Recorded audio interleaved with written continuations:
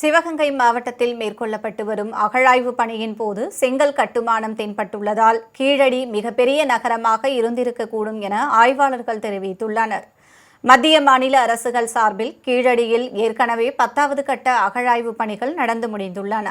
இதில் 2600 ஆண்டுகளுக்கு முன்பு வாழ்ந்த மக்கள் பயன்படுத்திய பல்வேறு பொருட்கள் கிடைத்துள்ளன. இவை அனைத்தும் கீழடி அருங்காட்சியகத்தில் பொதுமக்களின் பார்வைக்காக வைக்கப்பட்டுள்ளது. இதனையடுத்து 11ஆம் கட்ட அகழாய்வு பணியை தமிழ்நாடு அரசின் தொல்லியல் துறை மேற்கொண்டுள்ளது. கீழடி, அகரம், கொந்தகை பகுதிகளில் இந்த பணி நடைபெற்று வருகிறது.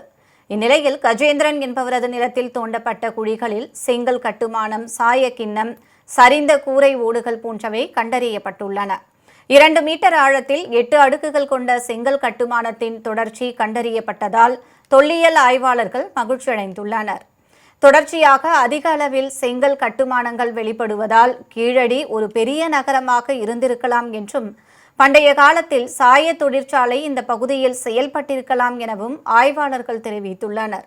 இதனையடுத்து அகழாய்வு பணிகளில் தொல்லியல் துறை மாணவர்களும் கூடுதலாக ஈடுபடுத்தப்பட்டுள்ளனர்.